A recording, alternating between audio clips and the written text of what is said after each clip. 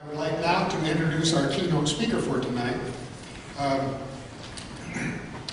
Stephen Freeman is the founder of Election Integrity, senior lecturer at the University of Pennsylvania School for Organizational Dynamics.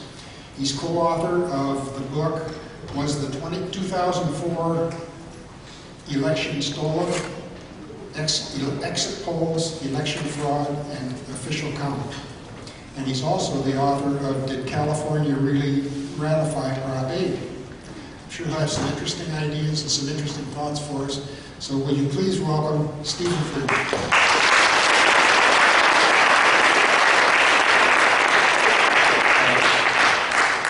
It's terrific to be here. You know, we didn't have the intermission. Feel free about standing up and stretching. I won't take any insults. It shouldn't really be that onerous to be here.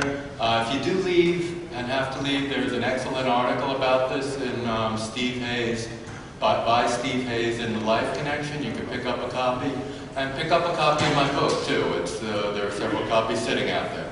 Elections can be stolen, have been stolen, will continue to be stolen. I'll talk a little bit more about that in a few minutes. Why it matters, I mean, it may seem obvious, but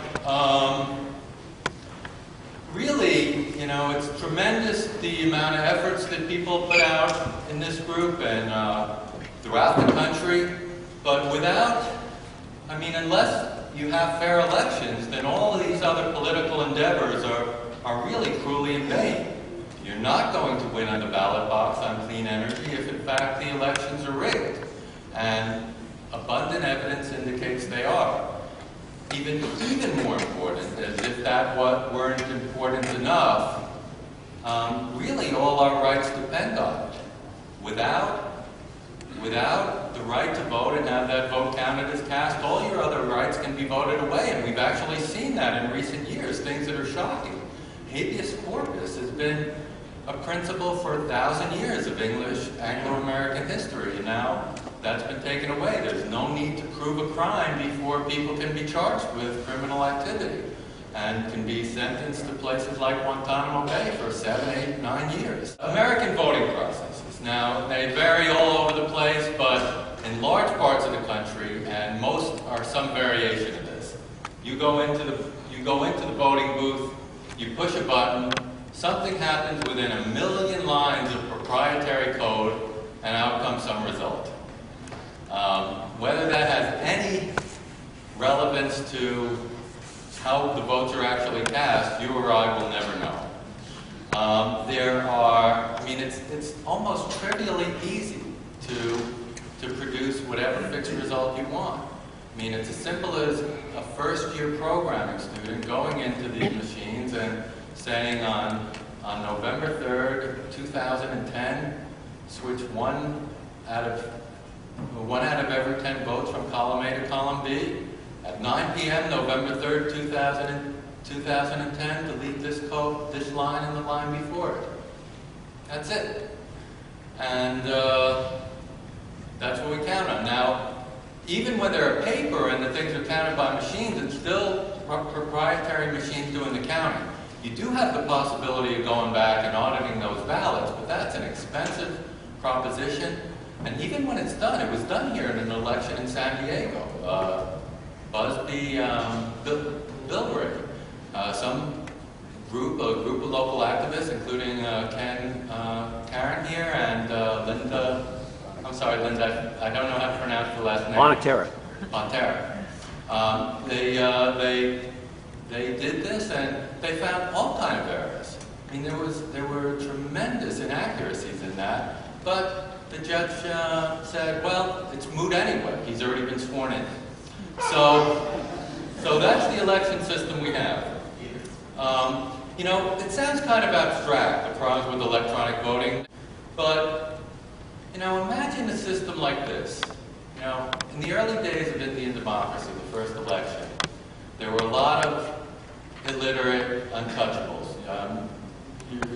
You have some awareness that there is still a caste system in India. At the bottom of them are the untouchables, most of whom were illiterate. And the Brahmins, who held all the power at the top of the pyramid.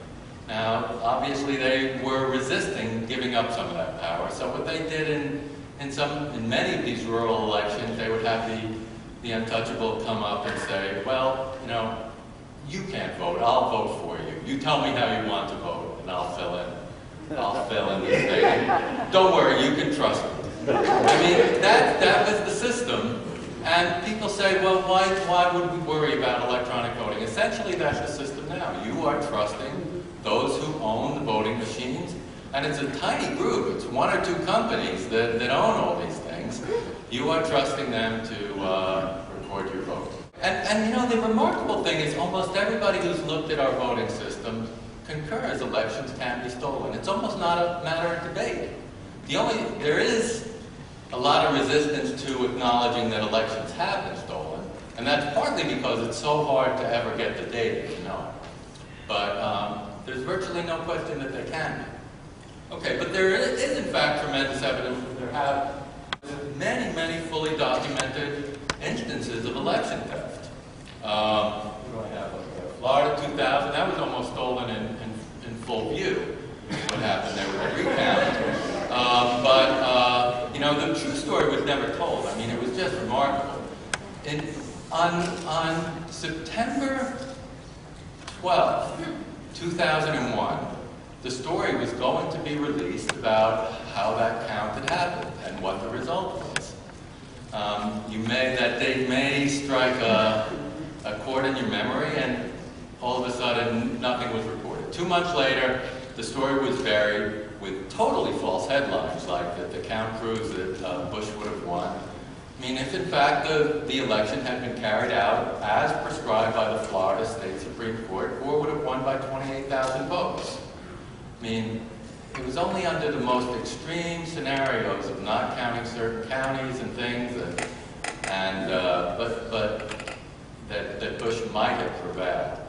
So it really wasn't even that close, and it may have been even far less close, because many, despite all the pronouncements, more than a third of the more conservative districts in Florida were never recounted. And there's a lot of evidence to indicate that, in fact, those exit polls showing an 8% Gore victory may have, in fact, been correct. In the 2004 election, what I had done is I've studied the exit polls originally. Part of my background is I teach research, survey, and design, which includes polling. And I was actually teaching workshops on this at the time of the 2004 election. And if you may recall, there were exit polls that day indicating that, in fact, Kerry had won that election, only to, lo and behold, all of a sudden that night, those numbers were no longer meaningful. You know, exit polls, for those of you unfamiliar with it, why we should place any faith in them. I mean, what happens with an exit poll is you go up at precincts around the country. Voters are asked upon leaving the polling place, they're given a sheet of paper and asked to fill in who they voted for. They put it privately in a box, and it's just like a confidential ballot box. Until the year 2000, the only complaint about exit polls was that they were too accurate, and that they allowed the press to know who won the election before the polls had closed. In fact, there was a big brouhaha in 1980 when Jimmy Carter resigned on the base, or conceded to Ronald Reagan on the basis of exit polls that he had in fact lost the election. And some of you out west reportedly that discouraged some people from voting. But anyway, that was the only concern until 2000. All of a sudden, 2000, in this country, they don't work. In 2004 November, the U.S. government had paid for exit polls in the Ukraine, which we used to say that, in fact, the election was stolen. It was a discrepancy of almost exact proportions here that were dismissed as meaningless. They don't work anymore. But in fact, those polls, and I'll talk a little bit why they were meaningful. If you believe those polls, then Kerry not only won Ohio, but he won New Mexico, he won Nevada, almost certainly Florida, and would have won by, in fact, several million votes. Bush would not have won, did not win the popular vote if, in fact, people voted as they said they did. Why think that, why do we have such confidence in these numbers? 3,400 people were sampled in Ohio. If, in fact, Kerry only had 49% of the vote, then this is the way the exit poll should have turned out. If you were to conduct this poll 100 times, you would get numbers between 46.5% and about 50.5%. The only way that could have got those numbers, according to the exit polls, 54.2% of voters in Ohio said they voted for Kerry. And the only way, I mean, the numbers are like, I always use the term astronomical, but astronomical numbers are not as big as the amount of money that now Obama has given to the banks, when we talk about trillions of dollars. So I'll say economical, political economical numbers. I mean, like trillions to one, really, literally. It's like lightning striking twice in this room and hitting me on the stand. I mean, if that happens, I'll believe that those polls may have in fact been wrong. And it's not just that election. There were many, many more. Go to the one, I have one on California. I did a study of the 2008 election in Ohio, 2008 election here at Trop 9.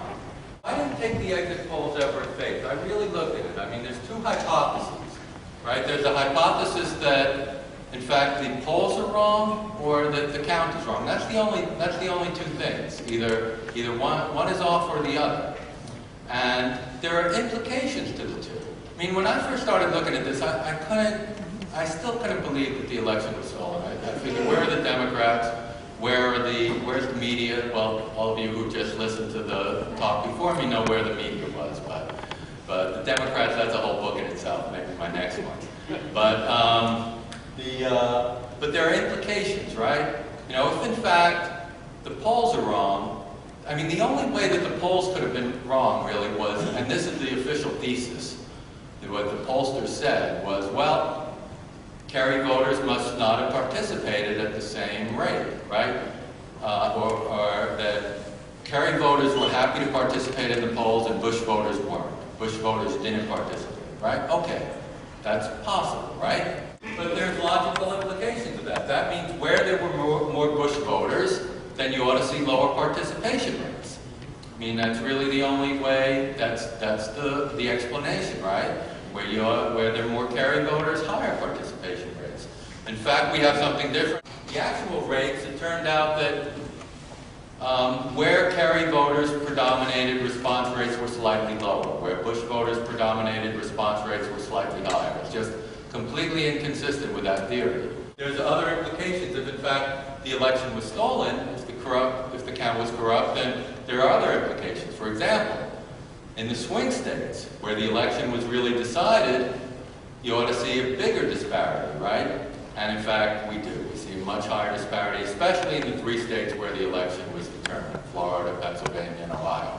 Machine versus paper. I mean, we're all concerned about the voting machines, right?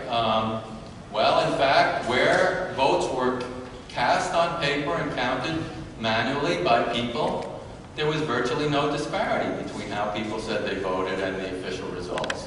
Where they were cast on machine, you get a 7 percentage point disparity nationwide, translating into about 10 million votes.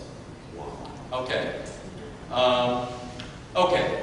I could go on literally for weeks with evidence of stolen elections. Okay.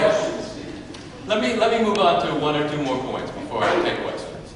All right, go to the whole next thing, why it matters. I mean, it may seem obvious why it matters, but I just want to hammer in one or 2 points. There's a whole other thing. There's all kind of evidence on, not just bad elections, but the U.S. in many ways, it's not really a democracy. Our overall voting rate, the way it's so difficult for any third party to ever get elected, even getting on the ballot. I mean, it compares unfavorably to the Central African Republic and other such prominent places in democracy.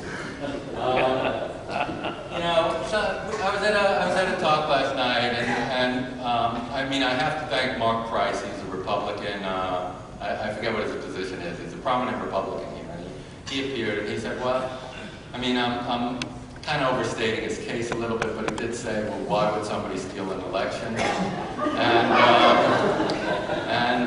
You know, just to make one point, when Bush Cheney, for example, Cheney had served as the chairman of Halliburton Company when they took office. Halliburton was awarded an $8 billion no-bid contract. And you may, I mean, many in this group tend to vilify the Republicans and some glorify the Democrats. Not too many anymore, but, you know, Obama really did that magnitudes better by giving out trillions of dollars. I mean, it was the greatest reverse Robin Hood act in history. Was his first act as president. You know, giving trillions of dollars from our money to some of the wealthiest institutions in this country, in the world. So why would they steal it? First, know the facts. I mean, you come to the meeting. I mean, in a sense, these are a little bit, you know, disappointing as preaching to the choir. I mean, you're the people who don't need to know, the ones who come to know. But I mean, there's a lot of facts here, and it's an interesting story. I mean, you can tell people about this. I mean, in some ways, when I was researching this, you know, I just wanted to tip my hat to these guys. This was a really phenomenal crime they pulled off. I mean, I thought, well, you know, I was sort of naive when I wrote this book. I just really devoted 18 months, you know, almost every minute I could to writing this book. And I mean, it wasn't that hard to do the research and to write the first draft, but writing statistics so that everybody could understand, that was a many month endeavor. And, you know, I think in the end we pulled it off. So I do want you to take a copy. And by the way, just, you know, if you don't want to pay, just take a copy of the book, please. I want you to have it. You can, if you like it, donate to my organization, electionintegrity.org, but please pick up. I don't want to take any back with me to Philadelphia, okay? Go back to 1 second. So read thoughtfully. I mean, I do have a bibliography in the end. One thing I meant to do on my website, but I haven't done yet, is I want to do, you know, where to get information. It is really hard, especially here in San Diego, where you don't even have a decent radio station. Yeah. What newspapers? We don't. Oh, you don't have any newspapers either. So it's a little difficult. I mean, you're about as well off as they were in the middle of the Soviet Union. But for at least the time being, we have the internet. I mean, that could disappear too, as you know. So, but I was going to list some sources. Maybe if I get a good volunteer, you know, you can also donate time to this too. If anyone wants to volunteer and help me put together a list of places for information, I'm happy to take it. But there are good books. I presume some of the ones that on the panel were pretty good. I didn't have a chance to read them yet, but you're more familiar with your local authors. But certainly I have a bibliography in mind, and I do write from time to time, and you know, we try to point people in the right places. So know the facts and talk about it. I mean, just talk to people. And again, it doesn't have to be onerous. It's a good story, really. Critical thinking is important too. I mean, don't believe, and you all probably know this. Don't believe what you read in the paper, and just think for yourself. And again, I'm sort of preaching to the audience, but I'll tell you, this is an argument that works with almost anybody. I gave a talk to a very conservative group, and you know, that's all I did. I just talked about not believing what's in the paper and thinking critically, and it went along very well. You know, the time has really stopped to deferring to what they hear on NBC News or CNN or even the New York Times or even The Nation. I mean, all these places, there's a lot of problems with what they report, especially on issues that potentially delegitimize the government. That's when, you know, that's when the owners really pull in their chips and make demands. So think critically, think for yourself. If things don't make sense in the paper, then, you know, they don't make sense. Okay.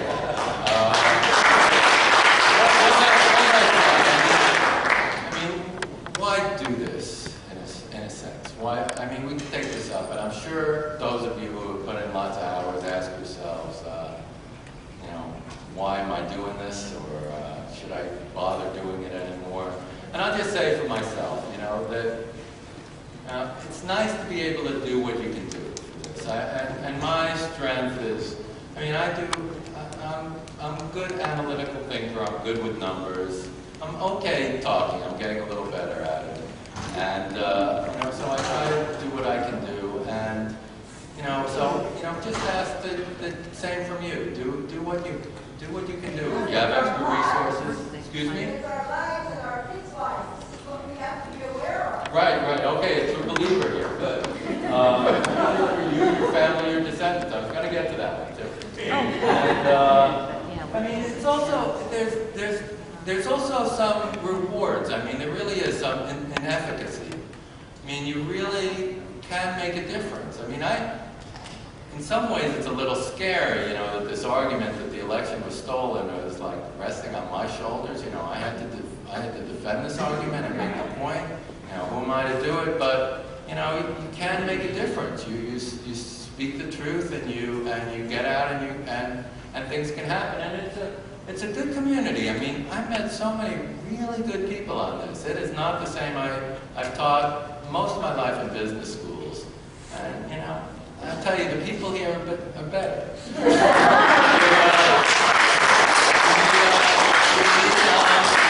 just meet really nice people. I mean, they're not in it for what they can get out of it, but, and, you know, I've almost never stayed in a hotel when I travel around the country.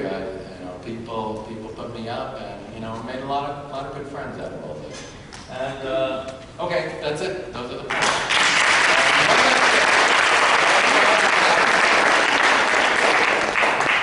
Yeah, and this is part of the efficacy argument, but, you know, we are going against some powerful forces. In San Diego, you guys see it all the time. I mean, the U.S. military is nothing to sneeze at, right? But in fact, change can happen. A small group of people can make a difference. And again, I see some of you leaving. Really, pick up a copy of the book and pick up a copy of the article.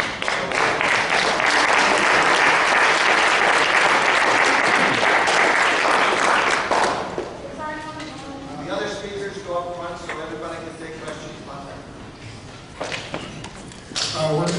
We don't have time for very many questions, but I have one question I would like to ask Steve. Do you see any hope that the next election in November is going to be any better? No. Really. And that's the truth. It really won't. I mean, this is a longer-term process.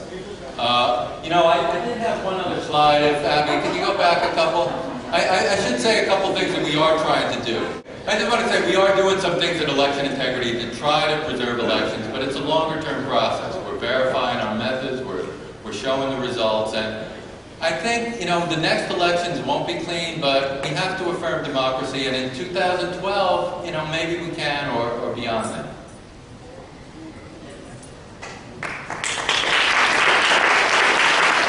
Maybe Steve can really speak to this, but what's the point of anybody running for office in America anymore? I mean, I was pretty cynical there. It's a one-word answer when I said no, but in fact, we don't know what's going to happen. You know, whether a particular election will be stolen, and there are limits. I mean, there are pre-election polls, there are these exit polls. I mean, I will do exit polling in some precincts, and realistically, I mean, you can't. Like Ken Blackwell ran for governor in 2006 after pulling all this stuff in Ohio, and he was 35 points behind in the polls. So there's no way when you're that far behind you still can't steal that much in America. So I mean, there are good people. I don't want to disparage everybody in Congress. I mean, probably only 90% of them are awful. And you know, I mean, Francine Busby, who's running for Congress here, was on the panel last night. Seemed just like a lovely, lovely human being. Okay. Well, nobody's perfect. I wondered, I mean, if we're also scared and worried about stolen elections, I mean, secret ballots block transparency, and I mean, with a little bit of courage, we could overcome mob rule. So, is that a simple answer, simple solution to that problem? Yeah, I think that's a great solution. I would go along with that. I think that would be a great thing to have one or two of the next elections not secret ballot, but I don't think that's realistic. I mean, I've never heard of anybody in office supporting that. I mean, you have to work with what is on the table, but that is good. I think it would be a great solution. There's lots of technical solutions to the problem. The problem is that they're not being forced to. Well, that's going to be our evening tonight, and thank you very much for coming. I think we all are